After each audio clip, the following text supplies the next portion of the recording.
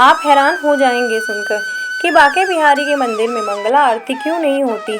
तो हुआ यूँ कि एक आदमी बांके बिहारी के मंदिर के बाहर रोज सफाई करता था और वहीं भोजन करने के बाद रात्रि में मंदिर के बाहर ही सो जाता था। एक दिन पुजारी जी ने सोचा कि यह आदमी इतनी मेहनत करता है तो चलो इसे कोई काम देते हैं। अब आदमी से पूछा गया कि गैया चरा सकते हो। तो उस आदमी ने पूछा कि गैया किसकी है, क्योंकि मैं ठाकुर के अलावा किसी का काम नहीं करता। तो पुजारी जी ने कहा कि गैया भी ठाकुर जी की ही है। तो उसने कहा मैं कर दूंगा। तो पुजारी जी ने कहा कि तुम कल से गैया लेकर जाना और तुम्हें भोजन भी वहाँ जंगल में ही मिल जाएगा।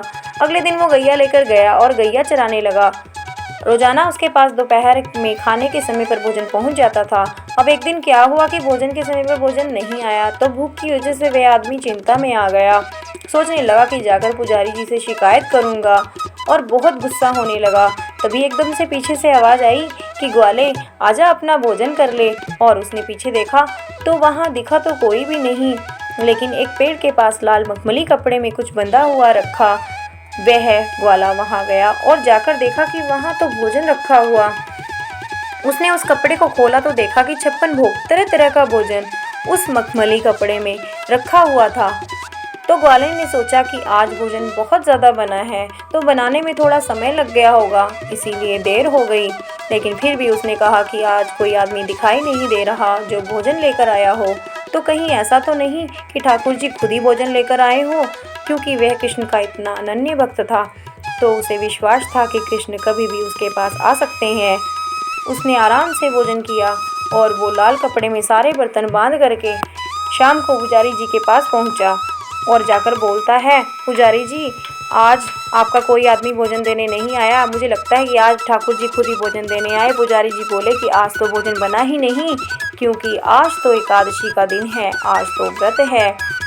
और पुजारी जी ने देखा उसके हाथ में लाल मखमल कपड़े में जो बर्तन है वो वही बर्तन है जिसमें रोज ठाकुर जी का भोग लगता है। तो पुजारी जी ने पूछा कि कोई भी तुम्हें भोजन देने नहीं आया। आदमी बोला नहीं, मुझे तो एक आवाज़ आई थी ग्वाले भोजन कर ले। पुजारी जी को पता चल गया कि आज ठाकुर जी स्वयं इसके लिए भोजन लेकर गए।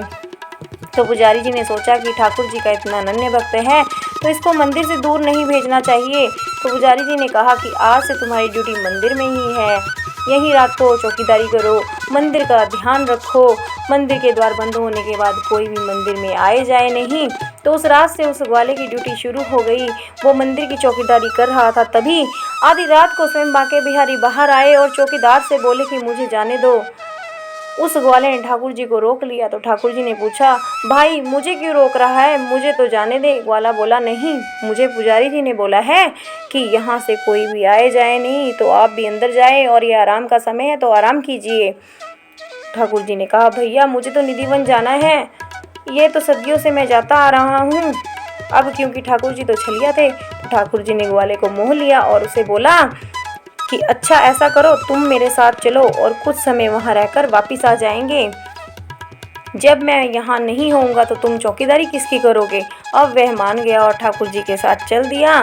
ठाकुर जी निधिवन के अंदर चले गए और वह निधिवन के बाहर बैठ गया। सुबह होने से कुछ समय पहले ठाकुर जी निधिवन के बाहर आए और ठाकुर जी ग्वाले के साथ वापस मंदिर आ गए।